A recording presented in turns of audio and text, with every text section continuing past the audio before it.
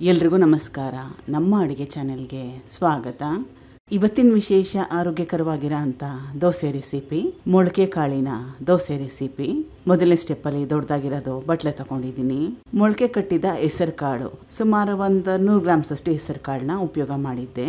ಬಿಸಿಲುಗಾಲ ಇದ್ದರೆ ಬೇಗನೆ ಮೊಳಕೆ ಬಂದ್ಬಿಡುತ್ತೆ. ಮಳೆಗಾಲ ಚಳಿಗಾಲ ಇದ್ದರೆ ಸ್ವಲ್ಪ ಹೆಚ್ಚಿನ ಸಮಯ ಬೇಕಾಗುತ್ತೆ. ಸಣ್ಣದಾಗಿ ಕಟ್ ಮಾಡಿ ಇಟ್ಕೊಂಡಿರೋ ಕೊತ್ತಂಬರಿ ಸೊಪ್ಪು ಮತ್ತು ಟೊಮೆಟೊ, ಸಣ್ಣದಾಗಿ ಕಟ್ ಮಾಡಿ ಇಟ್ಕೊಂಡಿರೋ ಈರುಳ್ಳಿ, ಹಸಿರು ಮೆಣಸಿನಕಾಯಿ ಸಣ್ಣದಾಗಿ ಕಟ್ ಮಾಡಿ ಇಟ್ಕೊಂಡಿರೋದು. ಇದ್ರ ಜೊತೆಗೆ ನಿಮ್ಗೆ ಇಷ್ಟ ಇದ್ದರೆ ಸೌತೆಕಾಯಿ, ಕ್ಯಾಪ್ಸಿಕಮ್ ಇವನ್ನೆಲ್ಲ ಹಾಕೋಬೋದು.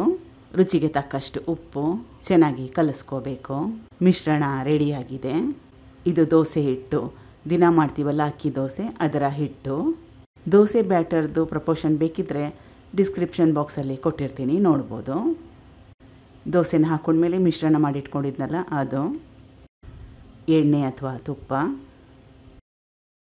ಮುಚ್ಚಳನ ಮುಚ್ಚಿಟ್ರೆ ಒಳ್ಳೆಯದು. ಒಂದು ಕಡೆ ಚೆನ್ನಾಗಿ ಕೆಂಪಾಗಿ ಬೆಂದ ಮೇಲೆ ತಿರುವಾಕೋಬೇಕು. 2 ಕಡೆ ಚೆನ್ನಾಗಿ ಬೇಯಿಸ್ಕೋಬೇಕು.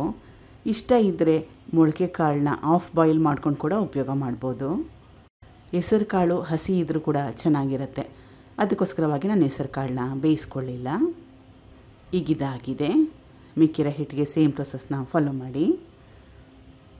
ಕಾಯಿ ಚಟ್ನಿ ಅಥವಾ ಈರುಳ್ಳಿ ಚಟ್ನಿ ಜೊತೆಗೆ ಬೆಸ್ಟ್ ಕಾಂಬಿನೇಷನ್.